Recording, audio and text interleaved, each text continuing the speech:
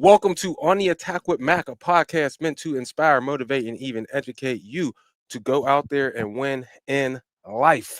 I am your host, Cornell Mack, and your boy is geeked up because we are going to be talking about new beginnings and a new way of doing things. I'm going to make it an announcement on tonight's show, but you know how we start every show? We do the live viewer shout outs, followed by the motivational minute, the winner of the week, and last but certainly not least, my man Marcus Tate, the LBC OG's word of the week. And we also have a guest tonight. We're going to be talking to my man Jason from the Green Side Up podcast and SkyFrog Landscaping down in Sweetwater, Florida, who's going to be talking about this thing that he got going on in January that you are going to be invited to. So I can't wait to tell you all about it. But like I said, we're going to be talking about some new beginnings. I got to get through this opening segment. We're going to make an announcement and then we will bring my man Jason on for you tonight. Let me know down in the comments, how are you doing tonight? And if you want to be shouted out and you're on Facebook or YouTube, make sure you comment down below in the comment section so I know you're here. The people on Instagram, they got it good. So we can just see them. But if you are here from YouTube or Facebook, do me a favor and comment down below. I want to know how your day and your week is prepared to be after tonight's show. Let's go. But let me hit the banner and we will get to these live viewer shout outs. And we got Catspaw LLC first to the party over there on Instagram. GMP Property Services is in the building. Carvis Johnson LLC in the building. CR Lawns, Wisconsin is in the building. Seeds Landscaping, the LBCOG is in the building. These Lawn Care Services in the building. What's going on, Willie the Grass Man? Grass Girl Lawn Care. My sister Tara is in the building. How are you, Michael Chilton? What is going on with you? Over there on Instagram, on YouTube, we got CR Lawns Maine in the building.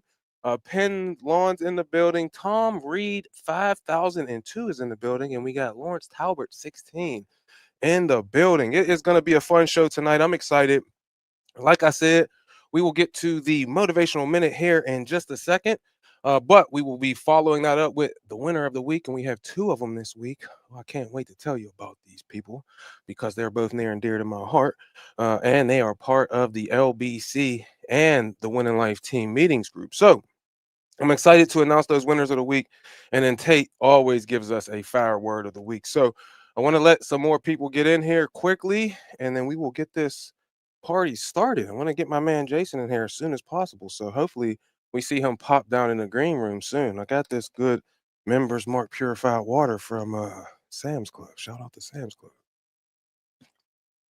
What do you like better, Sam's Club or Costco? Or is there another big place like that, bulk store that you get your supplies and whatnot from? Let me know down in the comments. What do you think is better, Sam's Club or is it Costco for you? But this week's motivational minute, let me hit the banner quickly. This week's motivational minute, man, is like I said, this is new beginnings. I'm going to be starting something new and I'm going to tell you about it here in just a second. But I got to be honest with you. People are like hitting me up, power moves. What about what you going to be doing now and this and that? And they're like, I want you to start something new, or are you going to do something new and all of that? And I'm like, man, I feel a little bit overwhelmed. I ain't going to lie. I feel overwhelmed. I'm doing podcasts, I'm doing Instagram, I'm doing TikTok, YouTube Shorts, answering as many DMs as I possibly can, doing emails as well as running my lawn care business. And we are about to get into the off season, so new things are going to be coming upon us. But it can be overwhelming. But this week's motivational minute, I want to tell you that even when you get overwhelmed, you can do more. And I know I can do more. And I know that you can do more because the things that we love and the things that we want to get to require us to do more. So even if you're feeling overwhelmed, it's all right. You can do more. When it hurts and you're struggling and you feel like, man, I should just quit, you can endure more. You can take more on your shoulders, man. You can take more of those lashes. You can get more skinned up knees and busted knuckles and rocks into your shins. And sometimes when that trimmer line, I don't care, even if you got steel toe boots on and it hits the top of those shoes, boy, or the side, that hurts, man. You feel like I should just give up, but you can endure more. broken belts, it doesn't matter. Messed up hydros, it doesn't matter. You can endure more. And when people tell you, or even when yourself tells you, I can't do this because I'm not enough, well, you can be more. You already are enough just by being here. That just should tell you that you're enough. But if you don't like where you're currently at, you can be more because you're willing to go through the things because you have a vision for your life. And when you know you have a vision for your life, you understand that you can be more, that you can endure more. And when people tell you that you can't be, you know that you can be more. So get up in the morning and understand that, man, you can do more, you can endure more, and you can be more. Because the thing that you're going through right now is nothing compared to the joy that's coming. That's Romans 8:18. Go look it up. But that is this week's motivational minute. Now we got to get to winners of the week. Let me hit that banner quickly. If you feel like you can do more, you feel like you got something from that motivational minute, do me a favor.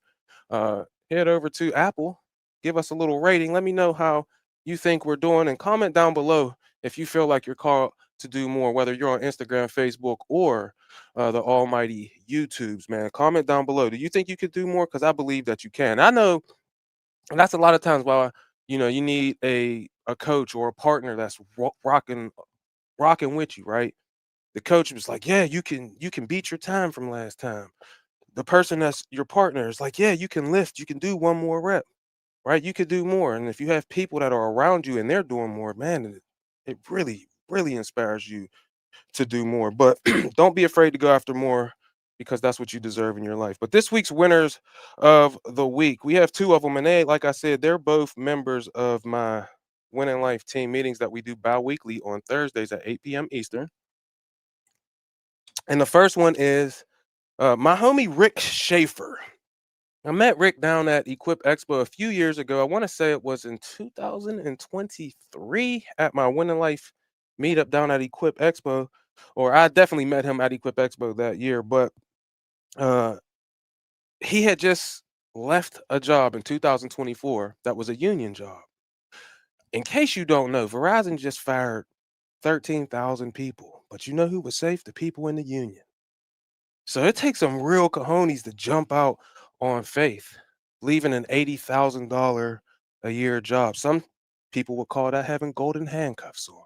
You make enough money, but not enough money at the same time. You make enough money to be afraid to leave, but not enough money to have the life that you want.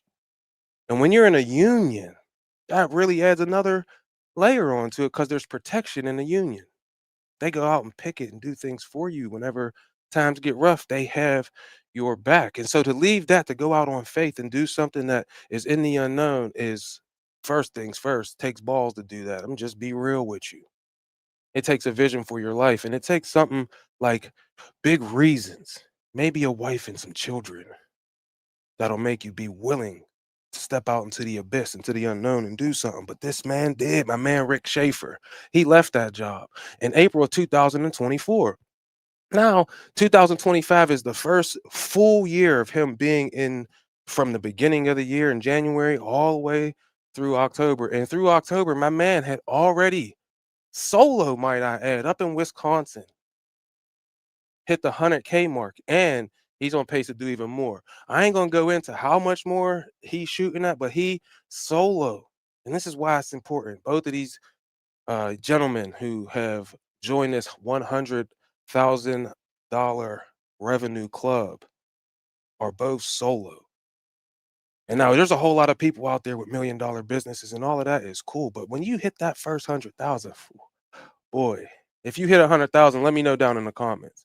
We want to salute you too. But today we got Rick Schaefer left that 80 a year security in that union job to step out on faith because he has a wife and he got some kids.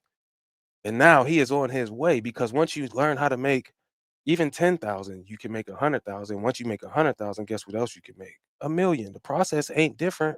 You just times it by 10. All right. But my man Rick Schaefer, congratulations. You are a winner of the week this week. And now that brings me to our next winner of the week, who is a multiple time winner of the week. My man Josh Brass from A Bug's Life, I believe he's down in Texas. He welcomed a fourth child into the world in October. So, number one, congratulations on adding to the family and building that family legacy. It's his fourth kid, him and his wonderful wife have welcomed to the world. And he also hit the $100,000 in revenue mark. And he did more than 100,000. But like I said, we ain't going to get into that. 100K is what we're going to focus on. He is also solo. The reason I wanted them to be acknowledged tonight is because just because you're solo don't mean you can't be successful. Just because you're solo don't mean you're stuck with the handcuffs of $35 an hour or $35 per service or whatever the case may be. You can go out there and make 100,000, 120, 150, 200,000. I know people who are making 200,000 and they're basically solo, maybe have one helper. Now imagine when these guys, if they already learned the process and they did 100,000 solo, imagine when they add a employee. Imagine when they add a second truck if that's where they choose to go. Imagine when their children grow up and now their children are working with them, what they could do. So, man, congratulations to both Rick and Josh for hitting that 100,000K mark. And now they have a story that they could tell to other people to inspire them because that's what this is all about, man. It ain't about bragging and boasting. Money is money. 100,000 is just an arbitrary number. All right. But man, I never would have made six figures doing what I was doing. Never. And we've done cleared six figures in the bank account. And you could do it too. And you don't have to have 50 employees to do it. You could do it by yourself and then add on those employees if that's the route you choose to go. But shout out to those guys, man. Congratulations. And congratulations to any of you who are out there and it's your first year and you hit 100,000 in revenue. Do me a favor, DM me at Mac_landscaping 412 and let me know, man. I would love to celebrate you, acknowledge you, and tell you how proud I am of you because, man, a lot of us don't get the opportunity to even believe that 100,000 is in our future. But man, if 100,000 could be in your future, why can't a million? That's my story. I'm sticking to it. Congratulations to those guys again. Let me hit this week's word of the week. Every week, my homie Marcus Tate, the LBC OG, sends me and many others a word of the week, and I like to send it to you. So I got his permission. I said, Marcus Tate, I know this is something that's more intimate. I don't know how many people you send it to, but I know every person that you send this to, you got a genuine relationship with them. This is how Marcus got his own segment on the show. I said, Marcus, can I give them your word of the week so you can inspire more people? And he said, absolutely. So this week's word of the week is rise and shine. Word of the week is a vessel. Vessel is defined as a container for holding something. What is in your vessel? What is inside of you? Let's look inside of us because we are all vessels. I know it's hard, but look inside. Take out what is just taking up space and fill it with what you need to make your life better. When people look at your vessel, what will they see? Is it cracked and broken?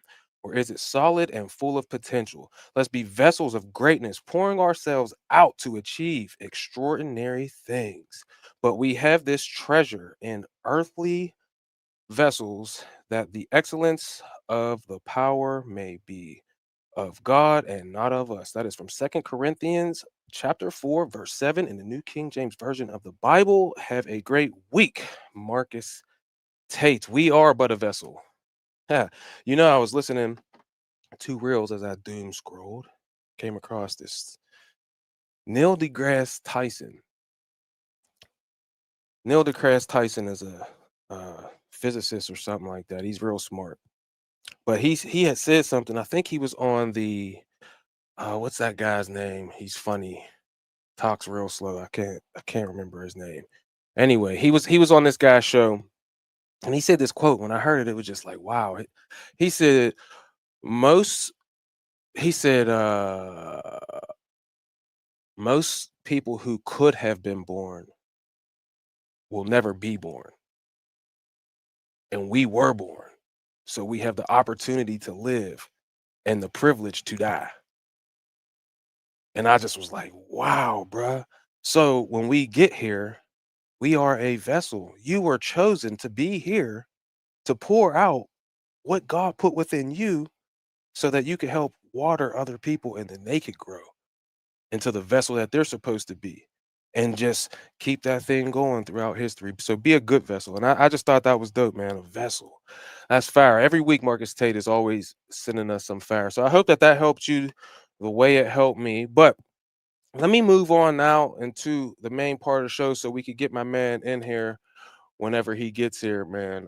But let's see. We got Grass Girl in the building. Alex Flores, Rebel Lawn Maintenance is in the building. What's going on with you? Nick Mitch, Thompson Lawn Care. How are you? Mitchell Chilton, how are you?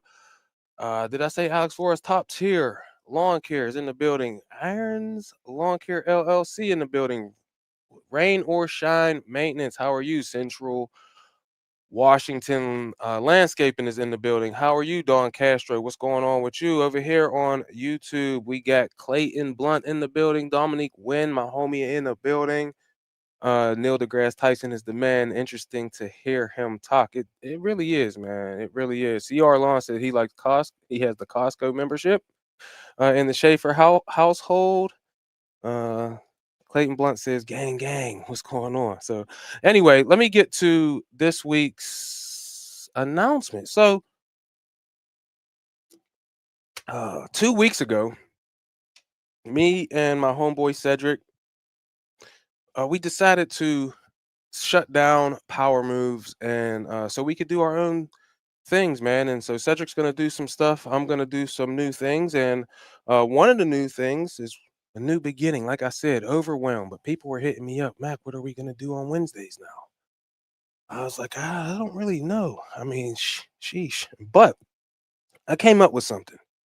So next Wednesday, we will be debuting a new Wednesday night show where I will be interviewing people and real interviews of people who are out here winning in life, winning in life and winning in business, which is everything in life: marriage, kids if they have them, health and fitness, whatever they deem wins are in their life.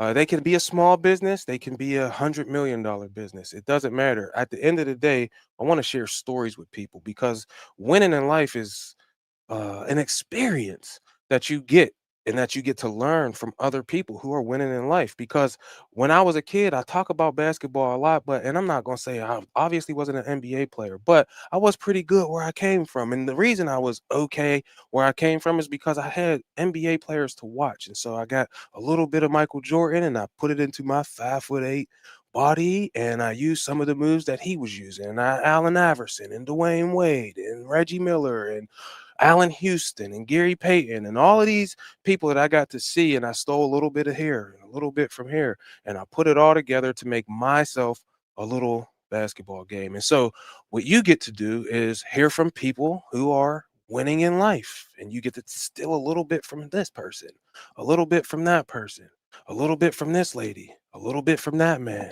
a little bit from this cousin or brother or sister or grandson or grandparent, right? You get to learn from all of these people and then implement the things that you hear and the things that you learn from their experiences, because wisdom is learning from other people's experiences. And so the more that you can hear from people who are successful, from the things that they deem successful to them, because we're all different. Having $1 million business might not be important to you. It's not that important to me. But that doesn't mean I can't learn and adopt practices from people who have grown to that so that my business can be as efficient as possible. That way, if I do want to grow, or if you do want to grow, you can use the stories. I heard Kobe Bryant say one time, he was like, you could tell the people the stories, his teammates, so that they could use them, make them their own, and then use them in the games to help themselves and in their future. And this is the same thing. So, whether someone has just started their business and winning in life to them is making $30,000 on the side while they continue to work their job and reel their boat in, closer to the dock before they can jump and go full time like it took me 5 years to go. Or the person that just started right out of high school as a grade school kid, and then they grew their business, right, to 200,000. Or you got the guy or gal who started a business, didn't know anything was going to happen, and now it's $20 million, $50 million. Or they created some sort of software and sold that for buku money. Right? There's all types of stories, but the thing that I've learned is that people have the way that they do things, and everything isn't for everyone. But if you can listen to some story, maybe the stuff that isn't for everyone might be for you, right? So take the meat, spit out the bones. That's what my man Cedric used to say. And I'm sure he got that from somewhere. All right. And that's what this is all about. So, what we'll do on the show is I'll go over how each show will go real quick. And why did I create it? We want to talk about mindset, success notes, inspiration, roadmaps, tactical advice, and real life examples. Because people can look around all they want, make up stories, and tell you what they think you want to hear. That's not what my aim is. It's not to tell you what you need to do. It's to tell you what I've done and how I do it. And then if you want to use some of those practices, you can. Same thing with these people who I will be interviewing. Where did they come from? How did they grow up? How did they develop the thought processes that they have? How did they develop the philosophy of what is a win to them in their life? That way you know what they place importance upon. Some people it's money, but most people have something way deeper that is the reason why they do the things that they do. And that's what we want to get to because I believe the relatability is in that, right? If someone has a $5 million business, you might think, hey, I can't relate to them. But what if that person grew up like, in the slums and they had to figure out a way to develop these things, to break generational curses, to break the mental mindset that we have on ourselves that tells us most of the time we ain't good enough. What did they do to get past those speed bumps, those hurdles of life, to get to the success that they have now and that they deem success? Again, success is in the eye of the beholder. It is only you who lives your life, and only you get to determine what success is.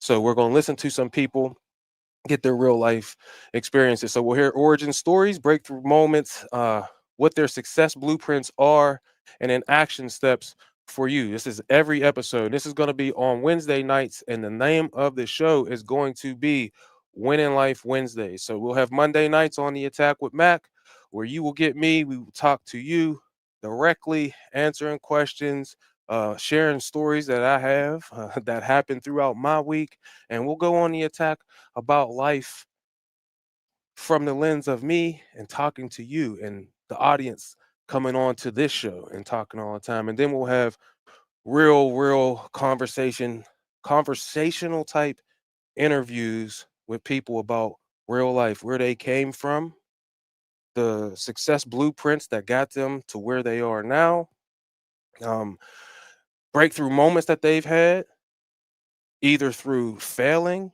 and getting back up or through just winning big by believing in yourself. Cause man, I just can I just be real with you? Like when you just believe in yourself, and I don't mean say you believe in you, I mean believe in yourself. But like believe in yourself, like when Steph Curry steps 1 foot over half court, and hell, sometimes it ain't even it's he's shooting the ball from the other end of the court with so much confidence and belief that it's gonna go in that he's willing to shoot. That's the type of belief I'm talking about.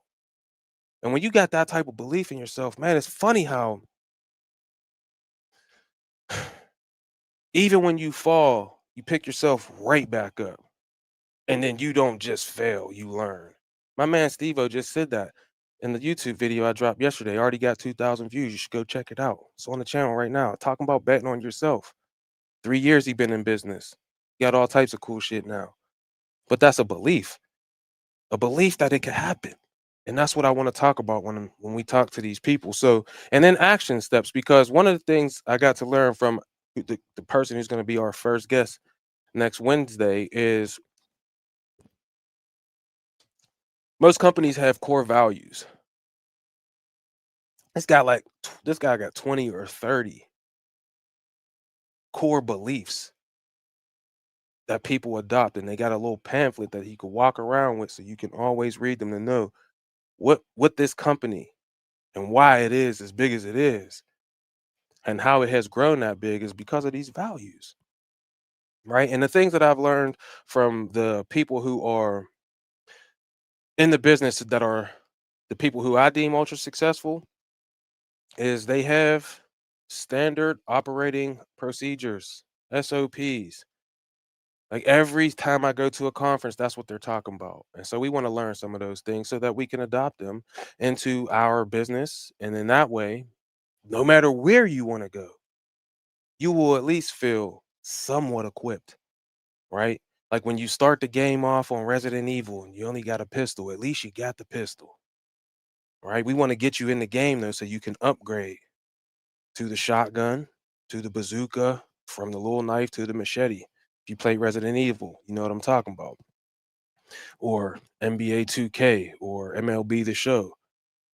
You want to get more VC into your pockets so that you can upgrade your My Player because that's really what life is. It's crazy. I was talking to my brother about that yesterday. And we live in a My Player. You get to add your VC to whatever. My man just got here. So that's what the show is going to be. Like I said, um, origin story, breakthrough moments, success blueprints, and then action steps for you to take. And that will be that. I have my first guest. I already know who that's going to be. I know who the second guest is going to be. And again, you don't have to be someone who has $1 million business or $100,000 business. You just have to be someone who deems you're winning in life. And winning in life is whatever you want it to be. If you wake up and you feel happy to go do whatever it is you're going to do for this day because you're doing things on purpose with a purpose and you feel like you're winning in life, then you are. If you just got married and you're the first person ever in your family to get married, and now you have started a business too, oh man, you got the double whammy. We want to hear from you, and we want to hear what made you feel successful in that. So, uh, that's what Winning Life Wednesdays are going to be all about. And next week, my man Justin White from K&D Landscaping will be our first guest. He has a $20 million business over in California that he is running fully electric and mostly autonomous mowers. And so he has a wealth of knowledge. He also has a big group called the Disruptors, and he has big events at every one of the big trade shows called the Disruptors. I've had the opportunity to go to a few Disruptors meetups, and they are absolutely fire. This dude, Justin White, is a genius. He's young, he is on fire, and he is out here absolutely killing it and winning in life over in California. So I'm excited to have him come on the show. And then the week after that, my man Eric Triplett, who is out here killing it. He has a multi-million dollar pawn business where he installs pawns for people like Gary Vaynerchuk. He did a pawn at Gary V's house. There's content for it to prove, right? But he is a master at sales training. But we want to hear his real story. I heard that he boxed someone before. It's on his YouTube channel. It's crazy. But my man Eric Triplett's gonna come through. We'll hear his story. And if you would like to be a guest on Winning Life Wednesdays, share your inspiring and motivating story, and maybe even educate some people to go out there and win in life by hearing your winning life story. Do me a favor and DM me at Mac_landscaping 412, or you can email me at maclandscaping 412 at gmail.com. But I appreciate everyone hanging in there. My man is down here in the green room. And let me tell you something real quick. When I went to Podcast Summit, is what it was called, down in Atlanta, Georgia, at the Creators Clubhouse, my man Marcus Tate was there with his wife. Jeremiah Jennings was there. My man Tim Allard and his brother Mark were there. There was a lot of cool people that I got to meet down there. And this guy was one of them. I was in the middle of doing a show, podcast. He was in the middle of doing a podcast, I think, with Jeremiah Jennings. And I just popped in with the GoPro and I was like, what is some advice you would give to someone if they're just starting out? And he said, if you're not making enough money, raise your prices. And I just thought, hey, what a hell of a way to start the video, man. That's just simple. Simple. Keep it simple, stupid. You ain't got to do too much. But come to find out, this dude, this dude is absolutely killing it down in, I think it's Sweetwater, Florida. He is the owner of SkyFrog Landscaping and the co-host of the Green Side Up podcast. Without further ado, my homeboy Jason with SkyFrog Landscaping. How are you, bro? I'm doing good, Mac. How you doing, man?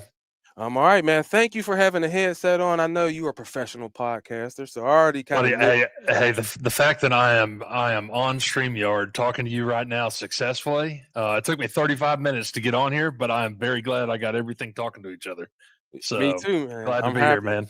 Thank you for coming on the show. Thank you for sharing some time. I'm talking about new beginnings and starting new things. So, but before we get to that, I kind of said a little bit about you already, but introduce yourself. Let everyone know who you are. What do you do? What do you specialize in, and all that good stuff. Sure. So my name is Jason Lee. I'm SkyFrog Landscape down here in Gainesville, Florida. So we are in the land of the swamp and the University of Florida. And we don't need to talk football on this podcast because that's a sore subject in Gainesville right now. Hold Um, on. Florida Gators. yeah, yeah, Florida Gators. Y'all Yeah. about to get Lane Kiffin It's though. Man, that's the hopes and prayers, man. I mean, that's we'll see who's got more money, LSU or you at University of Florida, man. It's one of the two. But the best job ever is to be a Florida Gator football coach, man. Get fired and get cashed out 20 million. I mean, that's not a bad gig. That's So right. anyway, but I started my business about 15 years ago here in Gainesville, and we're a full service design build maintenance company. Started with myself, truck, trailer, put in the hard work and long days and long nights. And now we've got about, I don't know, 20, 25, 30 people on staff and still a full service company. We do a little bit of everything, which is also a blessing. It's a blessing and a curse sometimes, but we try to cover all the bases. Yeah. Whenever you were sitting on that couch about to talk to Jeremiah, and we were all down there. I had never met you before. I didn't know anything about you. We are just sitting there kind of talking, and then you came on Power Moves. Not Yep. too. I want to say it was like sometime last year, and you you said you had that many employees. I was like, what?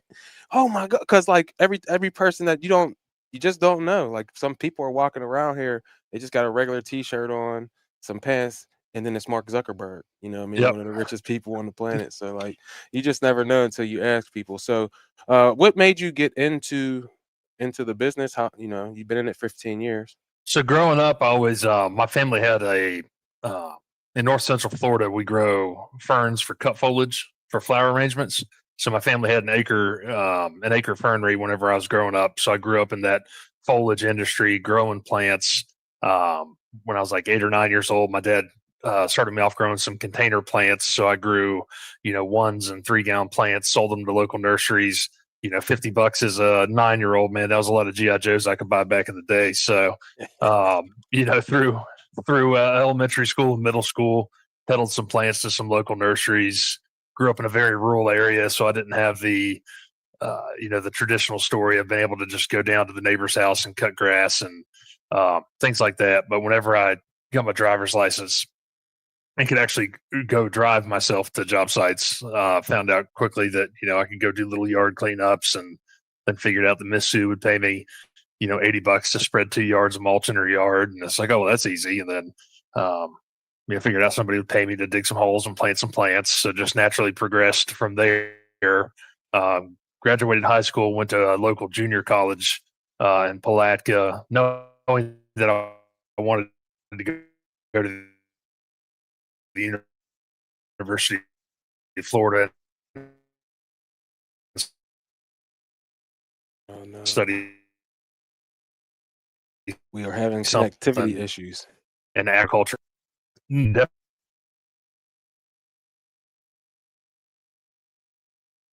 Oh no. Can you guys hear me? This is the one bad thing about doing things live is sometimes we have technical difficulties like this. So I don't know what's going on with Jason. Is he back? I hope he's on Wi-Fi.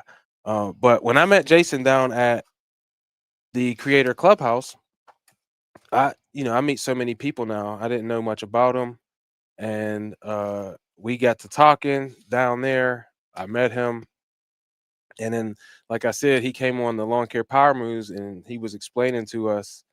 Uh, Back. Hello, everyone can hear me. All right, so I don't know what's going on.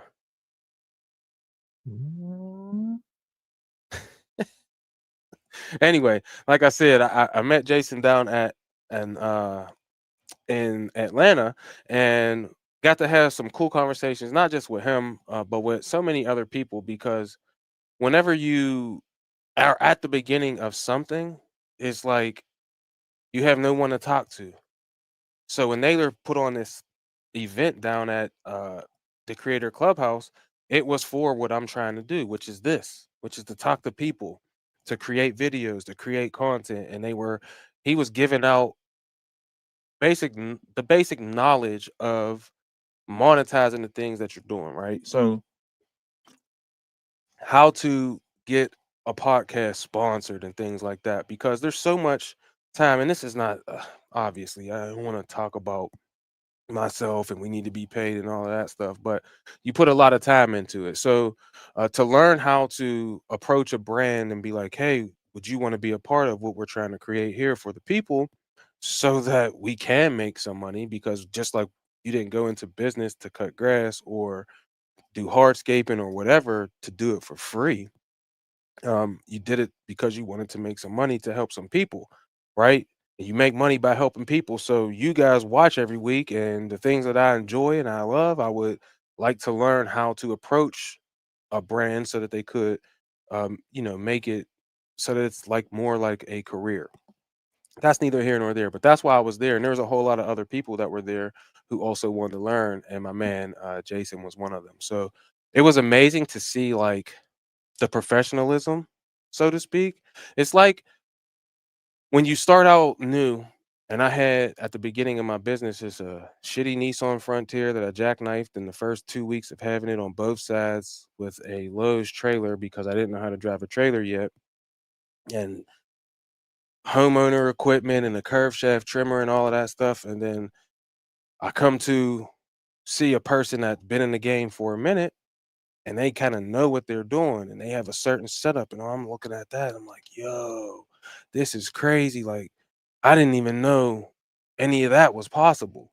Well, that's the kind of the feeling that I got down there. Just it wasn't with lawnmowers and equipment and going from, like, the Ryobi curve shaft trimmer to the 2620 and seeing what the difference is. And you're like, oh shit, holy, oh oh my God, I can't believe how much faster I could do things. It was sorta like that feeling when I got down to the Creator Clubhouse, and you walk in, this dude got things hanging from the ceiling that got big lights on them and cameras and different microphones. They had the same kind of podcasting board I had, but they had these other things that, like, different camera angles, so when someone starts talking, they just press a button and that camera shoots on them. It was like, I wanna say like a newsroom, and there wasn't just one room like that.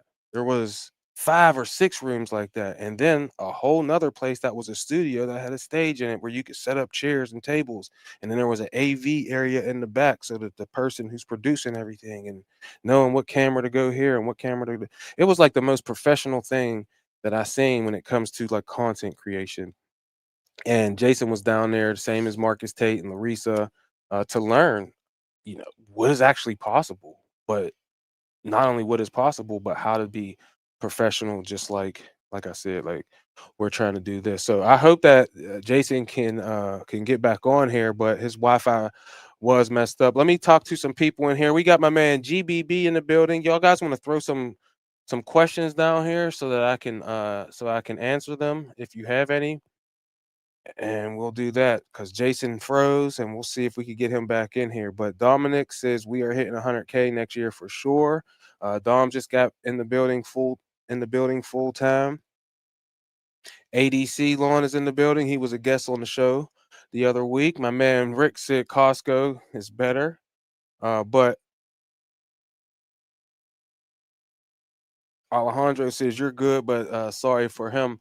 Anyway, let me get back to what I had, because I had a whole other show that I was gonna do if if he couldn't get on here. But back to why I decided to start something new, and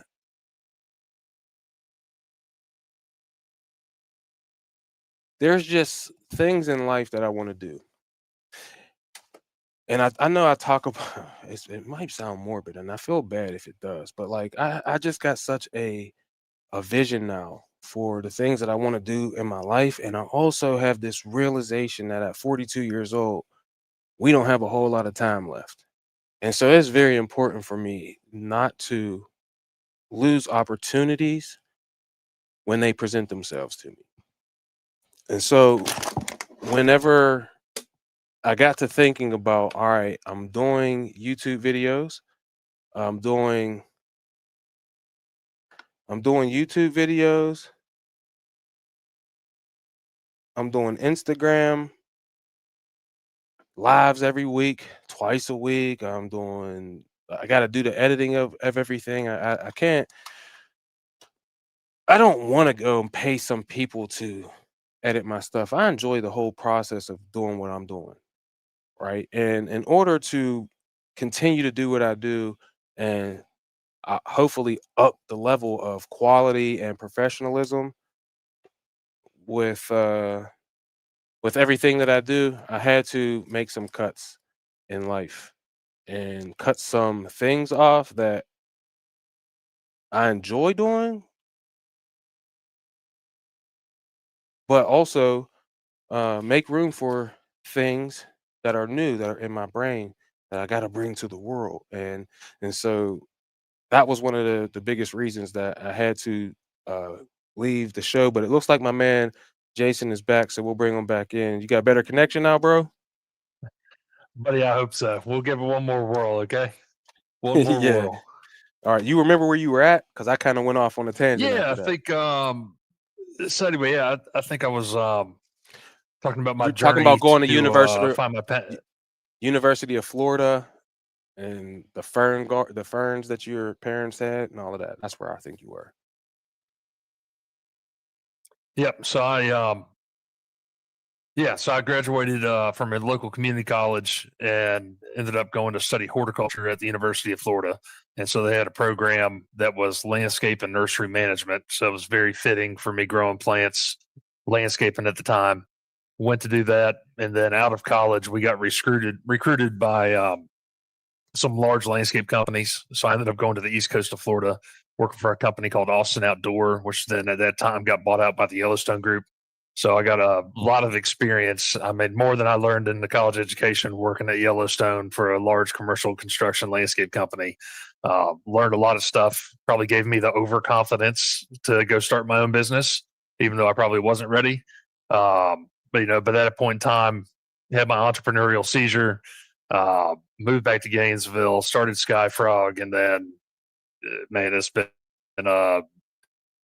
it's been a roller coaster journey ever since. Yeah, that's crazy. So how long did it take you to go from, whatever you had going on at the beginning to having multiple employees, and now you said you're up to like 25 or something? What was the process of doing that? Man, it was probably a year of me just working by myself, just working by myself, having a few friends that I'd hire from college, just other people that I'd meet, kind of part time help, and then I'd say probably about that year and a half mark, I landed a couple maintenance contracts that were big enough where I could hire. I hired two guys to come on board, so they were helping me with those maintenance accounts, and then still I was doing landscape installation at the same time. So between maintenance and landscape installation, I had enough work to fuel those two guys, and then it's kind of once I had that foothold of a couple of guys, it just gave me the ability to go sell and just amplify that. So that was probably one of the hardest stepping stones, was just getting to a point where you could actually afford to put somebody on payroll, continually pay them while still pretending to pay yourself. That was Yeah. definitely a struggle in the beginning. It's like, okay, great. Now I got employees. I've got great help, but now now I can't afford to pay myself. So, battled that. And then I would say that, man, once we got past probably once we got onto our second maintenance crew, I mean, growing wasn't a problem at that point. I mean, it was as fast as we could go. I would say that we probably, like, just speaking revenue wise, and this isn't anything to brag on, but like, we probably hit the million mark in the first 4 or 5 years, and then and that was kind of a, I don't know. It's everybody's goal, that 7-figure mark, or at least a lot of people's goal is to hit Hmm. that mythical mark. And so, man, I was chasing it hard. I was chasing it's like, man, we get to $1 million. I said, that'll solve all my problems. I'll be able to pay myself more. Or, I'll be able to pay myself, and we'll actually be making money. And that was a falsehood. But once we got past a million, just go ahead. No, I was gonna let you finish, and then I got a question after you Okay. finish. So once we hit that million mark, it's like, man, we had enough infrastructure put together, and we'd right about that time we'd moved into an actual location. So we actually got a shop at that point. Before that, we'd been, squatting in a local, auto repair yard, running the install division out of my house, typical stories. But then once we got our own shop, that really catapulted us. So we went from 1 to 2 in, like, I don't know, a year and a half. And so then, kind of same thing, it catapulted us again, just growing at that pace. And we went from 2 to 3, probably, I don't know, in another 2 to 3 years. So that there was a few years there. But then when we hit that 3 million mark, man, we hit the wall with, I don't know, just internal processes. It's, and everybody, all the people that I listen to now on podcasts and consultants and all the people I've worked with, like, it's a real thing of kind of that size of business of, you need to have your shit together. Yeah, And we didn't. And of course, when we hit that wall of that mark of business, also it was the year the COVID hit. So then it was like a spiraling, not a disaster, but the hitting the wall is the best point, or I think the best way to put it. So we hit that wall of business, and with COVID, I mean, it was a forced reset. So we kind of reset and started working on our business in the ins and outs and processes, and improving on all the things we can. And we've really been rebuilding for the past 3 or 4 years. Like, once you start that snowball effect of something and gain that much momentum, like, trying to change things, once the bus is going 100 miles an hour, it's really hard to steer it. yeah, So it's a lot easier to steer that bus when it's going, about 15, 20 miles an hour. So no doubt. that's one thing with the growth of business, and there's so much information out there with, and that's part of the reason why we started our podcast, was just to tell real experiences about what we're doing. But the all the stories that everybody are is telling, information's out there about how to grow your business, grow smart. There's I'm overwhelmed by the amount of information that's out there now, and I'm a little jealous. It's like, man, I wish I could go back in time and start my business right now when all this information's out there for everybody to consume. So, Yeah, I agree. But I'm one of the people who is not trying to push to the mythical 1 million because it just sounds stressful. So, and I don't want to make an excuse. I have my life the way I want to live it, and we're living the way I want to live. So I'm more focused on making the thing that I'm already doing more efficient, chopping the bottom off, increasing the top. That type of model, which increases the revenue, but does not necessarily need to increase in terms of employees or more actual jobs and all of that stuff. So, explain to the people who are more like me some of the things that are more stressful, because it sounds like whenever you're going from yourself to the two crews and then now up to this, like there was some stress involved in that, and I don't want to deter people from wanting to do that because some people want to push, push, push, push, push. And I think that if that's what you want in your life, that you should, but you need to know some of the pitfalls and some of the things that you're going to go through. So when you went from the two employees and you're just kind of managing everything, but now you really want to push, push, push, what was the process? Did you have to hire an admin people? And what things are you doing? I know this is kind of a long question, but what things did you do once you encountered that stress?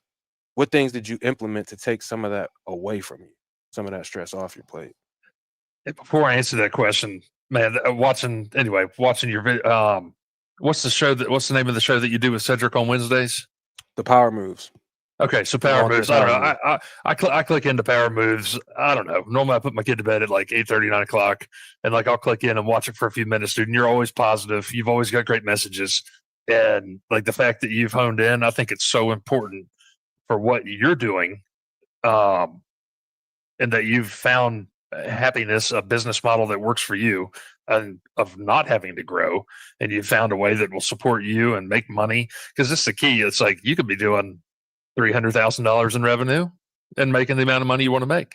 Or you can be like me and do 3 million bucks and lose $150,000 in a year. Like that doesn't sound like a very good plan, you know? So it's not, Hmm. there's a lot of stuff that comes with it. And I still have a ultimate goal and vision in mind of part of my ultimate vision was I could grow a business that, could support and sustain, me not being there. Hmm. One, if something happened, and then two, if I want to step out, I've got the entrepreneurial seizure, man. I'll chase every rabbit, every shiny thing, whatever you want to do. If I wanted to step out and maybe do, any other business, enter podcasting. Podcast isn't really going to fill that void of what I had in my mind. But if Yeah. I happen to go down another business path, or when I started, I was doing some stuff in real estate, so I thought that might be a path that I would go down. But to get back to your question, as I grew, I think that an administrative position is probably extremely important. Um, I ignored that in the beginning, and the first real position that I hired was, and it's kind of just sometimes you go through life and it's about, the people you meet along the way. So I'd hired somebody to help me run our maintenance division because I was really getting bogged down on our install side of things, trying to manage both maintenance and install. And it was just hard. And at that point in time, I mean, I really didn't, it was probably 10 years in business before I really got out of the field altogether. Um, or not altogether. I'm still not all the way out of the field, but kind of remove myself from our install division on a day to day basis of working with the guys. So, doing that for 10 years, that's another thing that I probably should have done sooner. But hiring my first position for a maintenance accounts manager to help run that maintenance division so I could focus more on install. And I mean, and that gave us the capacity to grow more, especially hiring somebody at that level. Um, and I think if you are looking to grow your business, one thing that I still struggle with is that you know that you need to hire a certain position in your business. And it's like, how am I going to pay for that person? And the answer is you can never afford that person. At some point you're going to have to bite it off, hire them, take the loss of money, whatever it is.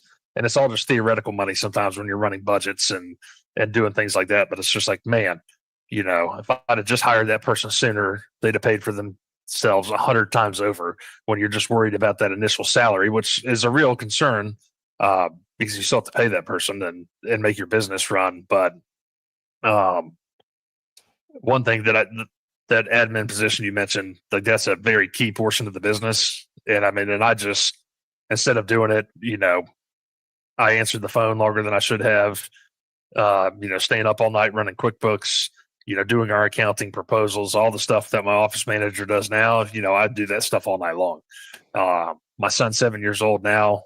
Luckily, whenever I started the business, he wasn't around then. So if I stayed up all night or, work 18 hours a day, it wasn't as big of a deal. So if I Mm. would have had, kids at that point in time, it'd have been a different ball game, and I just figured it out. But um, it's there's not a right answer when it comes to growth and hiring people.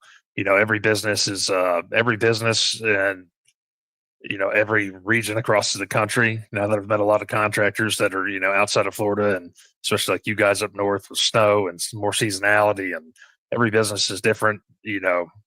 Every line of service is different. Whether you're just maintenance or you're just install or you're doing it all like me, every business has different needs. So it's kind of a case by case basis.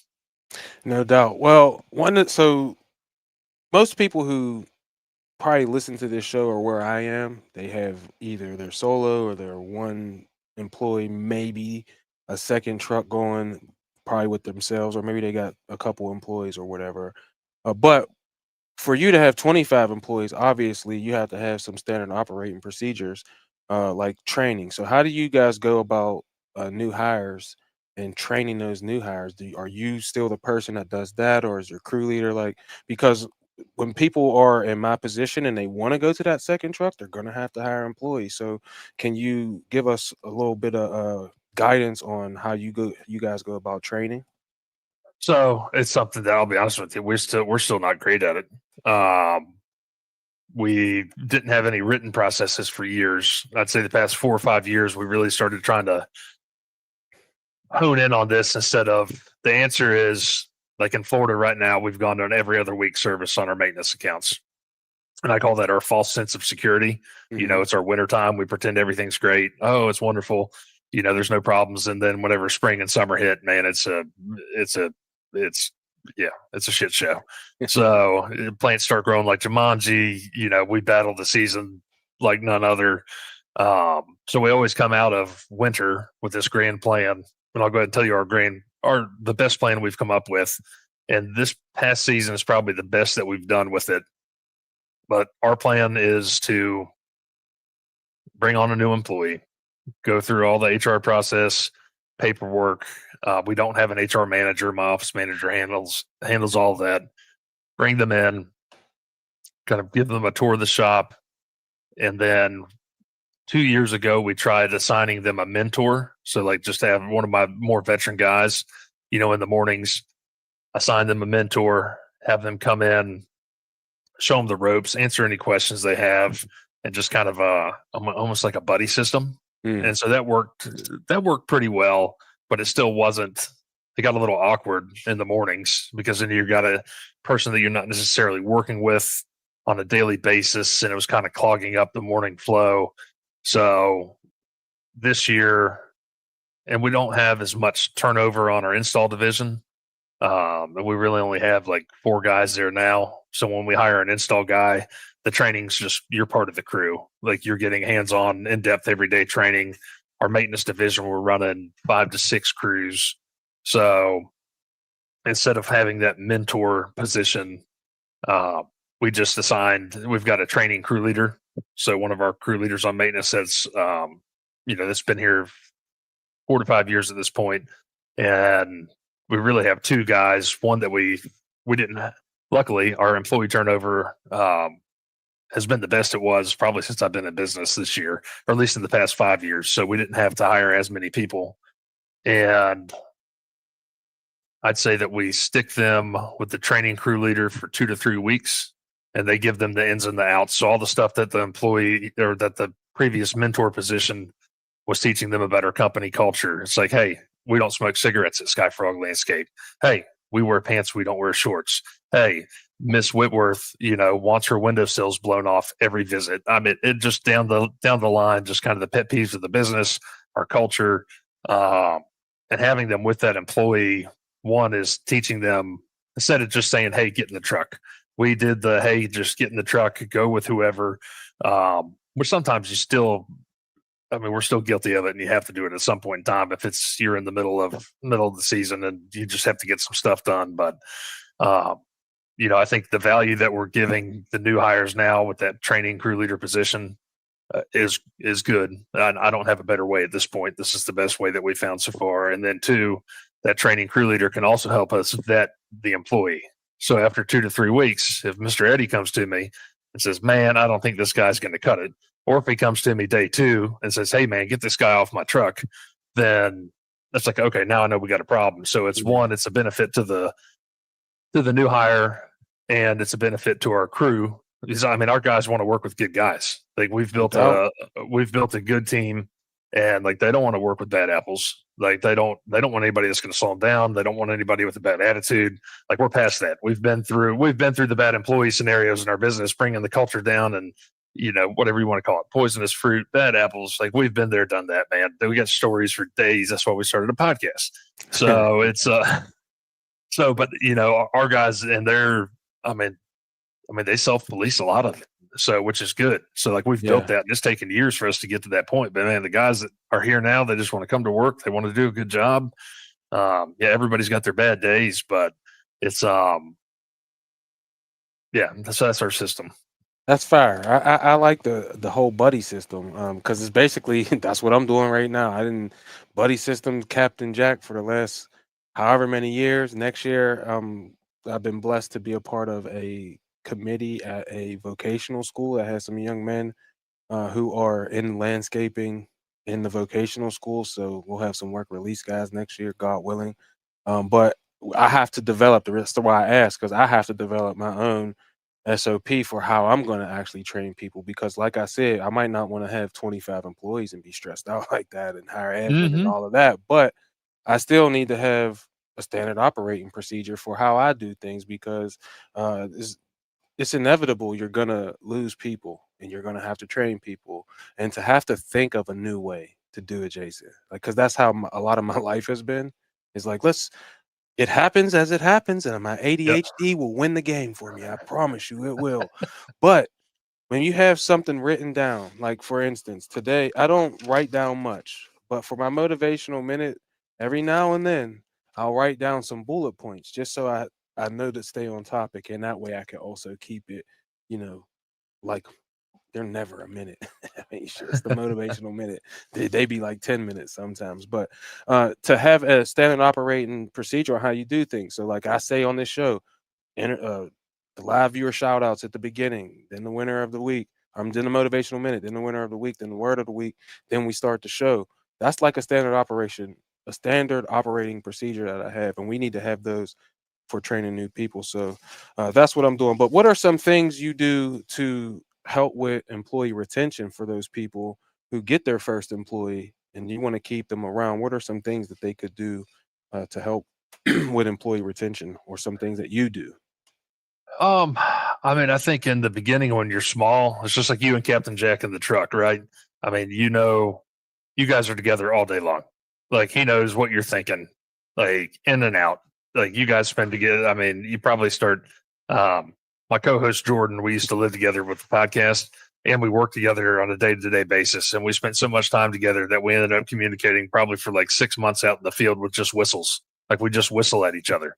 So like you spend that much time with somebody, like it's really easy to train them, communicate, um, and even as you grow, to like 1 to 2 crews, you're still managing those crews, and even if you're in the field, you're you're spending enough time with them in and out of job sites that you're getting that personal connection. So like the hardest part is when you start losing that personal connection, um, and that makes it difficult. Hmm. So I had a point to go where I was going with this. The ADHD. It Buddy, happens it's to bad. us. It's real, man. It's a blessing and a curse. The All right, I had a Employee really good retention. point. I had a point, and it's gone. Um, my wife's finding this very humorous at this point in time. Me So, too, because all right, this is me. oh, it's real, man. It's real. I'll blame it on her. She distracted me. Yeah. At least I got a scapegoat at some point. This is 75 times a day. All right. So where did you want me to go? The How do you question keep employee How do we retention? keep employees? Okay, so I was going to go training. So I think the retention comes in retention. So the retention comes in when you're spending that time with someone and you have that connection. So then as you grow further, like you lose that. So in 2021, we hit 51 employees. And What? man, like, yeah, yeah. So we had 51 Oh, employees in 2021. And gee like, but whiz. buddy, when I say that we need another, and hell, I'll come back on and tell you all of our stories. Like we've got stories of disaster for days. And like that point in 2021 where we hit the wall, like, man, our maintenance division was underpriced by 30 to 40%. Like our throughput on our revenue per man hour was garbage. Like we were growing at such a rapid pace. It was unbelievable. But like at that point in time, like our company culture was garbage. Like Mm, our guys hated coming to work. Like I had my right hand man of 10 years, like come to find out, like he was so toxic. Like, and I didn't realize it. Like sometimes when somebody's so close to you, like you just don't realize it. It's just like, oh man, The employees are, with my mindset, it's like, man, our guys are the problem. Like, we got to get better employees. And then, like, I really start diving into it, and we start working with some coaches, and it's just like, whoa. It's like, dude, like, my right hand guy, my number two. Like, I mean, he was not a business partner, but it's like, oh, you're the problem. Like, you are. Like, Yeah. you don't talk to people, like, you don't treat guys well. You speak to them the way that that no one wants to be spoken to, and like you start going down the line, and it's like, oh man, like this is pretty bad. So at that point, like our culture was pretty rough, and so our retention was, man, we were blowing through guys. Of course, then there was COVID, and we couldn't, and finding people was just hard to begin with. So it's like we went through all that stuff. But one thing that really helped us, we like to cook. We're in the South. We cook all Okay. the time.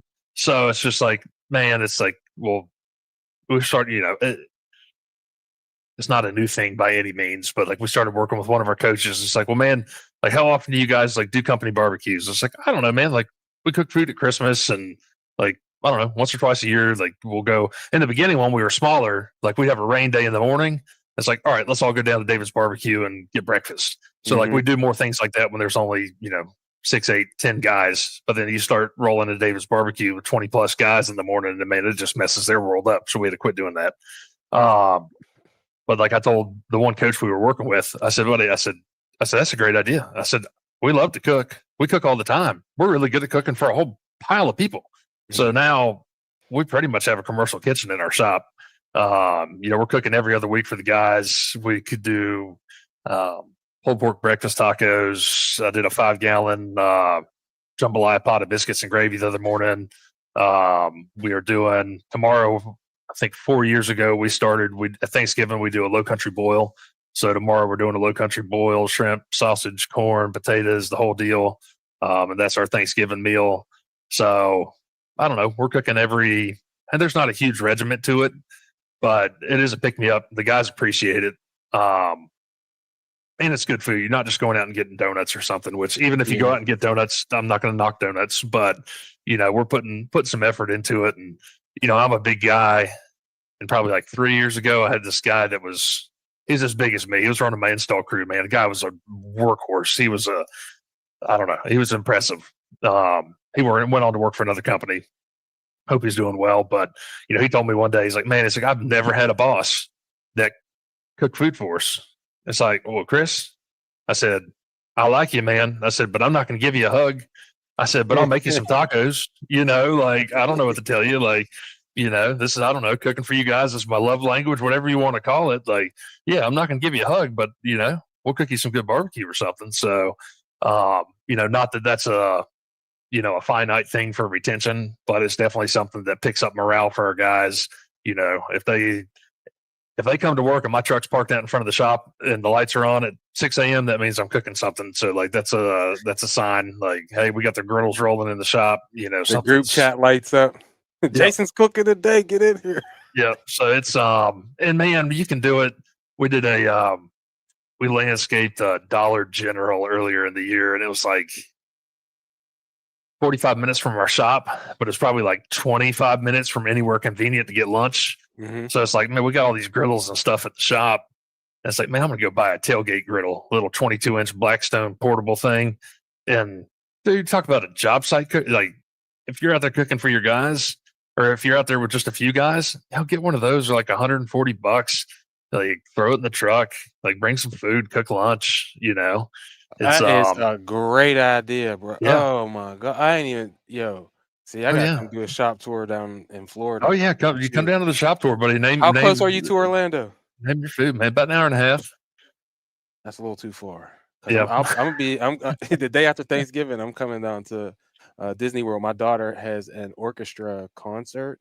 I think Nice. either orchestra. Yeah, she's playing the violin down at Disney. So because we started a business, we're not beholden to calling off at a job or doing any of that, and we're gonna come down to Florida to see my little girl play, to play the violin and take my other little girl to some stuff. So I'm gonna do some shop tours while I'm down there, but an hour and a half. Nice. I don't think my Yeah. wife is gonna go for a 3 hour because that's 4 hours at least. Drive Yeah. hour and a half there, do a shop tour. Yep. Obviously we got ADHD. We about to That's a talk. half a day. Oh yeah. We about to talk and talk and talk. So and then an hour and a half back. So she I'm gonna come down to Florida like on a solo mission and just drive around the state and do shop tours. Next, I'm going to Ohio. But you started a podcast. When I met you, you were down at the LCR. It was not called LCR Summit. It was called the Podcast Summit first, and that's where I actually met you at for the first time. And you were down there. I didn't know why a lot of people were there because most of the people I didn't even know them. Like I didn't know Yeah. you, but you were there for a purpose. And now I know most of the people that were there have started a podcast or YouTube channel or Instagram or something when it comes to social media. So what was the thought process behind you starting the podcast? So I guess I stumbled across podcasts trying to listen to some like stand up comedian podcasts. So I didn't know what a podcast was, like a year before we started one. It's like I didn't even know how to download, listen to, find a podcast, Spotify. I don't have an Apple phone, none of this stuff. So then once my wife downloaded Spotify for me and got me set up listening to podcasts, thought it was a very good way to consume content. And learn things. And then once I stumbled upon some landscape industry podcasts, it's like, well, this is a really good way for the industry to learn and grow. Mm. And so I started listening to a bunch of stuff because before that, ADHD, I can't sit down and read a book, buddy. I'm not your guy. Oh hell Like no, I'm bro. not. Nope, Hell not. no, bro. Nope, I ain't not reading doing it. nothing. Nope. My dad's written 3 books, and those are the last. My dad's written 3 books, and those are the only 3 books that I've read since I graduated high school. I read one And book total called Unstoppable by Tim Grover. That's it. The only one I ever read. And so I was big into audiobooks before podcasts. So man, I'd jam out on Audible, and just crank out audiobooks all day long, wherever we're going, in the truck, earbuds, whatever. But I was with my co-host Jordan, and we were in his backyard, and we were probably having a few too many beers. And I told him, I said, man, we've got all these experiences. He runs a very successful tree business in Tampa. His dad started it 48 years ago, and it really started talking about employees. We got all these employee stories. I said, we should start a podcast. I said, I learn more from other people's experiences than I do from anything else. And I said, and we're not coming in, we don't really come at it from like a teach and preach aspect. It's like, man, we're just talking about our day-to-day lives. Like we're talking about whatever happened, this week in our business, whatever the problem is, whatever the success is. Because I really believe in 2020, I joined a peer group of companies from across the country. And like that really solidified that in my head. Like I've always learned more from other people's experiences, but, partnering up with 20 phenomenal landscape contractors from across the country and sharing experiences and diving deep into our businesses. It's like, man, if this was just available for everybody. And so I think that in the podcast network, it's a very commonplace for us to all share stories and learn from each other. So that really was the kickoff. And selfishly, I just wanted to hang out with my friend more. And so I figured if we were doing this podcast thing that Jordan and I could hang out more. The podcast is work, so it does take time and effort. Yeah. But we are, we went to Equip this year, saw you there. So like we're going to the events now, and events that we would have gone, some of them that we would have gone to without the podcast, but then the capacity that we're going with the podcast, we are making connections and networking with companies, vendors, people we're already doing business with and strengthening those relationships, or finding new people to do business with that are helping us in our day-to-day companies. So it's got for us, we've definitely seen an added benefit just from the connections we're making, and SkyFrog Landscape, and then Jordan's company is called Independent Tree Service. Oh, he's doing trees. He looks like a tree guy. I ain't gonna lie to you. When I met him, he's this big. This boy huge. He looked like he lift trees up for a living, and I guess he does. But when we went to Atlanta and I met you in Atlanta, like I'd research Mr. Producer. I'd talk to him on the phone, and then like I didn't know who Naylor was a week before that event. So like I just stumbled upon the event and I looked at the lineup of speakers and I said, well, dang, like that's pretty impressive. And it's like, it's in Atlanta. It's in January. I can leave my house at 2:00 in the morning. I can be there by 7:30. like I'm in. So bought a ticket, told Mr. Producer I was coming.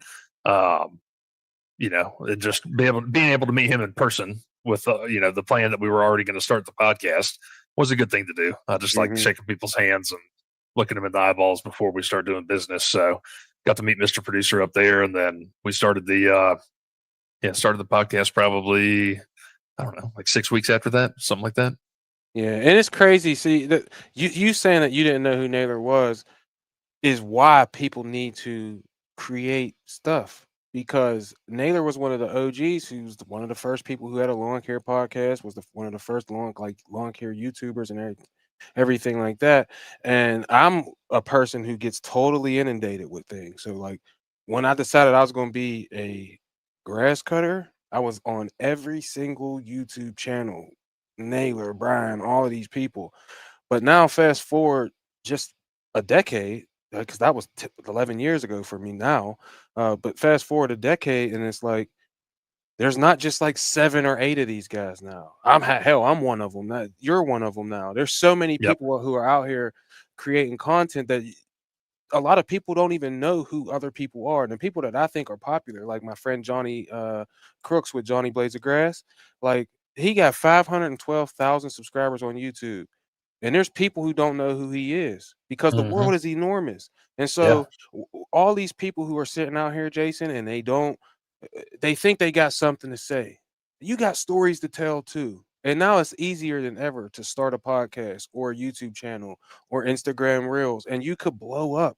Like you could blow up because stories, like Jason said, is what helps people, not review videos and all of that. It's like a review video, but you got to be telling a story at the same time.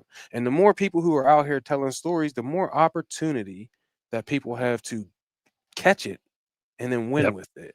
Right. So I just think that's dope. And I'm happy that you actually got started. But tell me about this new thing that you started. You said you wanted to put it on my radar called the Landscape Rodeo. What's the thought process behind that?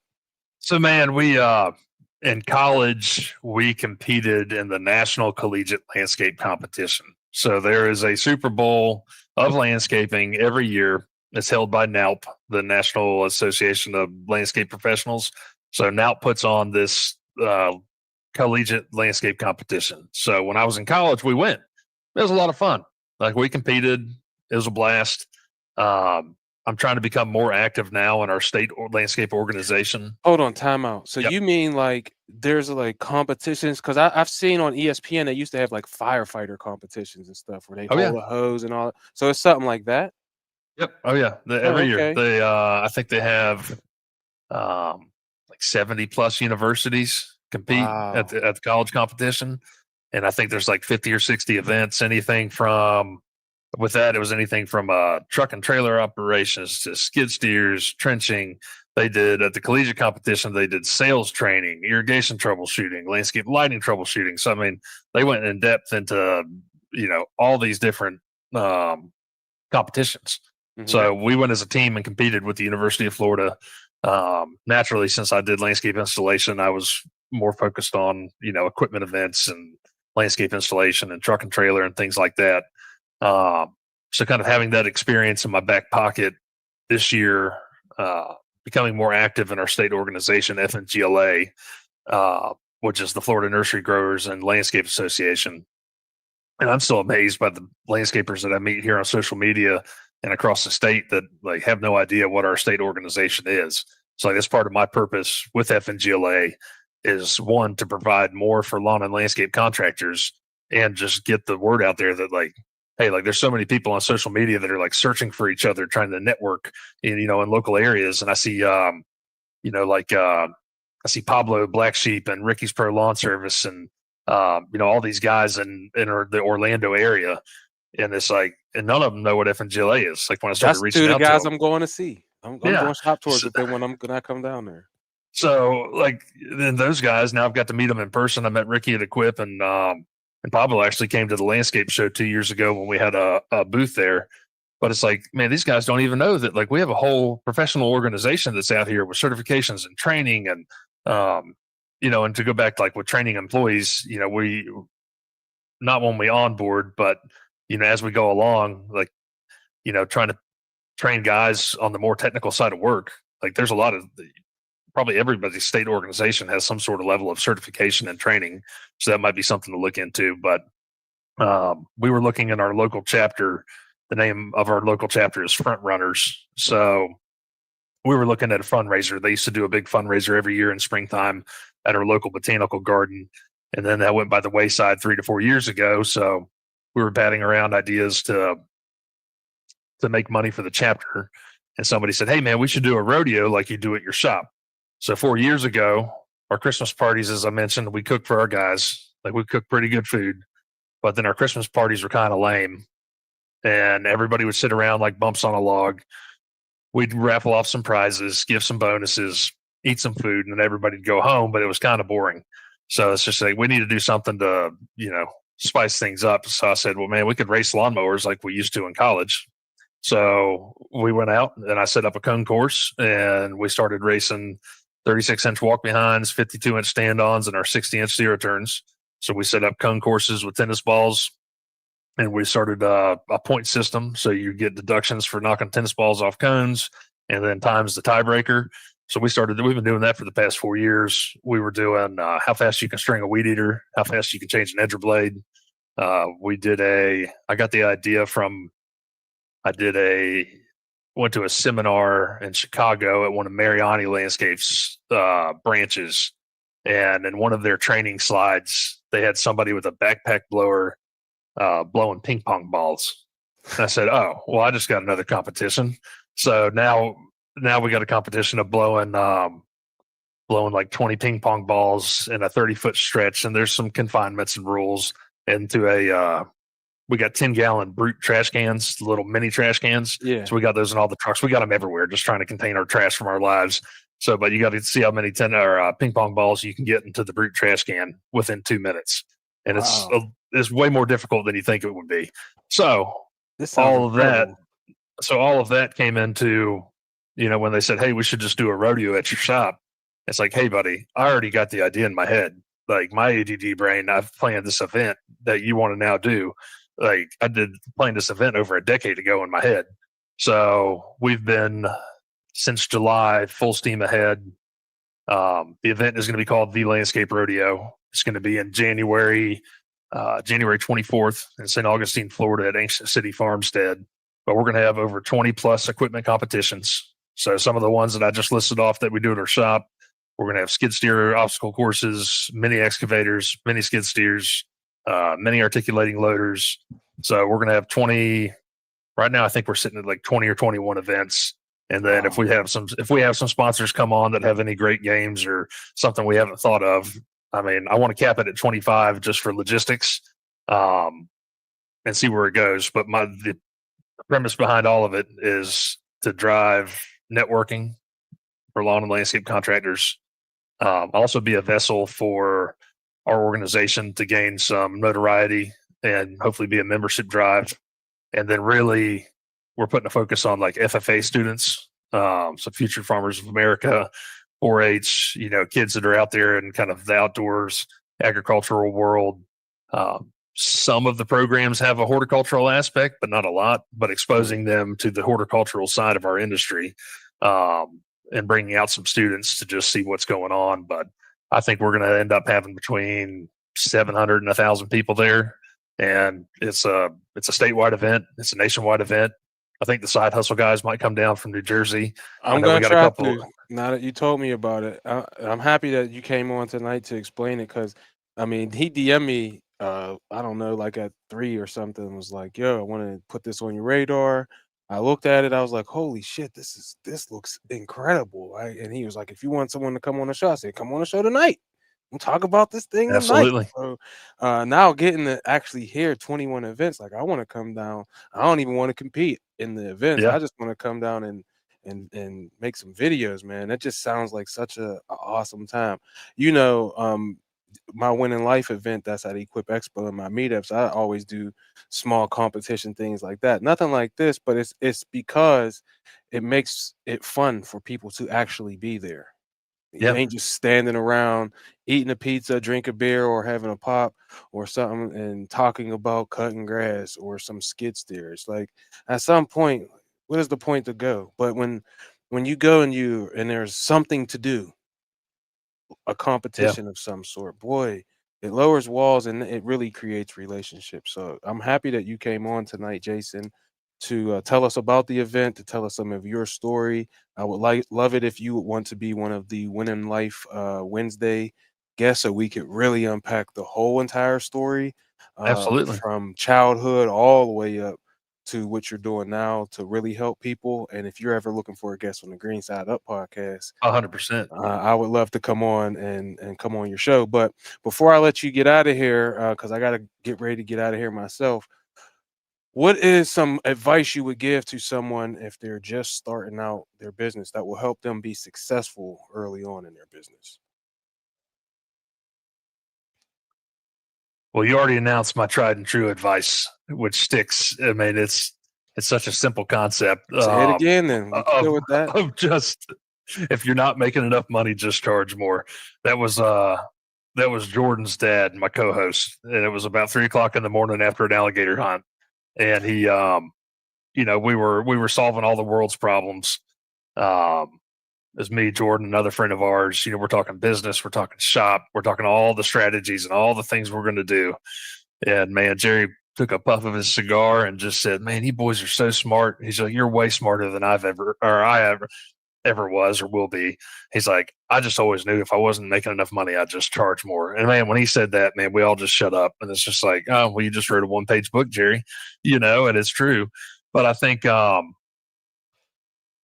finding, well, one, figuring out what you want to do. What maybe not what your purpose is, but have an idea of what you want. Like, do you want to try to grow $100 million company? Or do you just want to have a few guys? Or hell, man, I mean, now I know it's you and Captain Jack, right? Hmm. And Yep. so, like, you and Captain Jack are rocking and rolling. Hell, man, I'm meeting guys that we've had some guys on the podcast that they're just solopreneurs. Hell, Tony Rudolph. You meet Yeah. Tony, he's the happiest guy in the world. He's just out there working by himself. I'm sure, he's got some people to help him out every now and then, and he goes helps other people and whatever. But I mean, I look at that now and it's just like, I'm jealous. It's just like, man, I wish I could just go back and do that. I said, but now, and I'm not unhappy with what we've built, but it's Hmm. like I see that and it's just like, man, like that's not a bad way to do it unless you hurt yourself, or you have some life thing that takes you away from being able to work. And then, that could be a problem. We had a guy on the show that tore his bicep and he was a solopreneur, but, he said that he had some friends come in and help and, got through it. But like, that's really the only downfall is if you hurt yourself, Hmm. So it's like, but figuring out what you want out of your business and what you think you want your life to be set up like. Um, and then if you're looking to grow and learn, either consuming it through other people's experiences or if and it doesn't have to be inside the green industry or landscape space, but finding some sort of business mentor. And I mean, there's a lot of people out there that, I talk shop with people all day long. And you can call it mentorship, you can call it whatever you want, but we talk businesses, successes and failures. So by finding somebody that, you can at least talk business with and talk shop and bad ideas off of, on more on a personal level, not necessarily through podcasting or Instagram, but if you have somebody there local that you can lean on, I think that's a good thing to have. No doubt. Well, before you leave, where can everyone find you? Plug your podcast, and if you listen to this, man, go over and listen to Jason podcast when he tells you where it is. Sure. You can find SkyFrog Landscape on Instagram and Facebook at SkyFrog Landscape. You can find us on Instagram and Facebook at Green Side Up Podcast. The podcast is on Apple and Spotify. We drop an episode every Thursday. My co-host Jordan is extremely anti-social media, so you will not find him on the internet at all unless it's through our podcast. So I do. He does get in front of the camera some whenever we're out and um, doing things in public for the show. But yeah, that's what we got. My man. Well, I appreciate you being on the show, and hit me up. Let me know when I can come grace your show. Absolutely. I'll And let I you know would when we love get a it. recording day set up. My man. All right, I Awesome. Thank you, appreciate Dak. you, Jason, man. Good luck in everything that you do now and in the future, man. And shout out to the Green Side Up podcast. Go listen. All right. Thank you, Jason. All Peace. right, thank you. That was fire, man. Jason, 25 employees, 51 at one point. But now we got to hit this banner for the last shot because I got to get you out of here, man. It's been a cool show. We went a little bit past because we had some technical difficulties, but this is about new beginnings. This whole show has been about new beginnings, and the last shot is just that, man. You cannot be afraid to start something new. Yeah, it's going to be uncomfortable. Sure, you're going to make some mistakes, but damn it, you can't win unless you try. So, Jason's starting the new Landscape Rodeo down in Sweetwater, Florida, January 24th and 25th, 2026. You should go down there, try something new. If you got stories to tell, start a podcast or Instagram channel or a YouTube page. I said that the wrong way. Instagram page, YouTube channel. Start something new. Reach out to that person that you know can help you or that you think can help you so that you can actually find out if they actually can help you.